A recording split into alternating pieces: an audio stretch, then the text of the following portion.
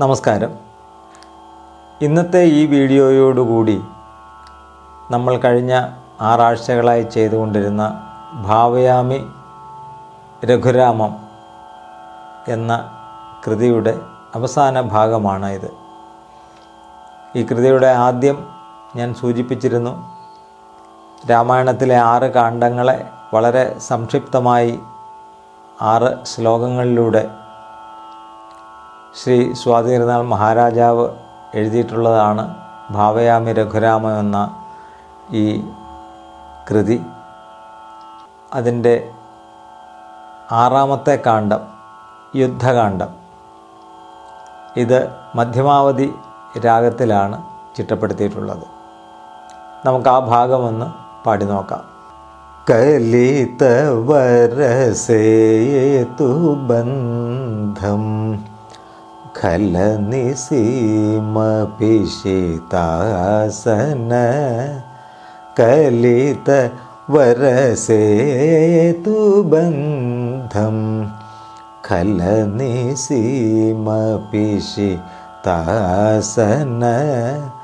ദളനമുരു ദശകണ്ഠവിദാരം അതിധീരം ജ്വലനപൂത ജനകസിത സഹിതയാദ സാകേദം ജ്വലനപൂത ജനകസിത സഹിതയാദ സാകേതം വിലസിത പട്ടാഭിഷേകം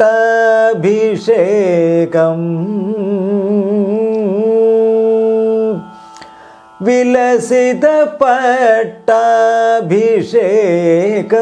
വിശ്വപാലം പത്മനാഭം വിലസിത പട്ടാഭിഷേകം വിശ്വപാലം പത്മനാഭം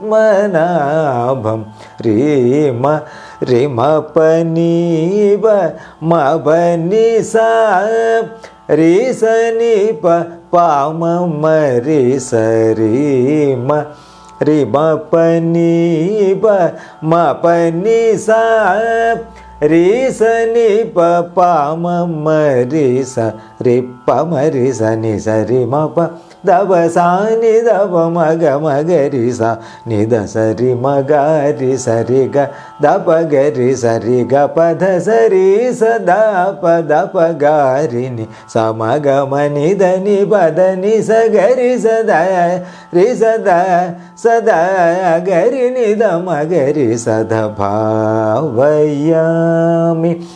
രഘുരാമം ഭവ്യസുഗുണാരാമം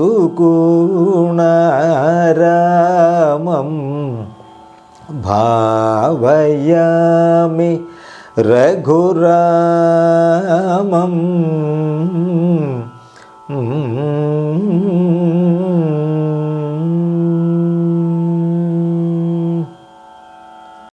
അപ്പോൾ ഈ യുദ്ധകാണ്ഡത്തോടുകൂടി ഈ കൃതി ഇവിടെ പൂർണ്ണമാവുകയാണ്. ഇനി നമുക്കിതിൻ്റെ അർദ്ധതലം അല്ലെങ്കിൽ ഇതിൻ്റെ സാരാംശം എന്താണ് എന്നുകൂടി നമുക്കൊന്ന് നോക്കാം. സമുദ്രത്തിൽ ശ്രേഷ്ഠമായി സേതുബന്ധനം ചെയ്തവനും അനവധി രാക്ഷസന്മാരെ സംഹരിച്ചവനും ദശകന്ധരനായ രാവണനെ നശിപ്പിച്ചവനും അതിശൂരനും അഗ്നിയിൽ പരിശുദ്ധമായ സീതാദേവിയോടുകൂടി അയോധ്യയിലേക്ക് മടങ്ങിയവനും അവിടെ സകല വൈഭവങ്ങളോടും കൂടി പട്ടാഭിഷേകം ചെയ്യപ്പെട്ടവനും ഭൂമിയെ നല്ലവണ്ണം പരിപാലിച്ചവനും പത്മനാഭസ്വരൂപനായി ശോഭിക്കുന്നവനുമായ ശ്രീരാമചന്ദ്രസ്വാമിയെ ഞാൻ ധ്യാനിക്കുന്നു അല്ലെങ്കിൽ ഭജനം ചെയ്യുന്നു. ഇതാണ് മുകളിൽ പാടിയ ശ്ലോകത്തിൻ്റെ അർത്ഥം. അപ്പോൾ ഭാവയാമി രഘുരാമം എന്ന ഈ രാഗമാലിക കൃതി ഈ ഒരു ഭാഗത്തോടെ ഇവിടെ പൂർണ്ണമാവുകയാണ്.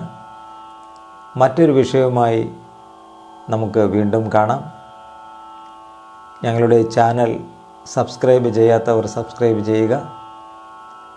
സംഗീതപരമായിട്ടുള്ള കൂടുതൽ അറിവുകൾ ഈ ചാനലിലൂടെ നിങ്ങൾക്ക് ലഭിക്കുന്നതാണ്.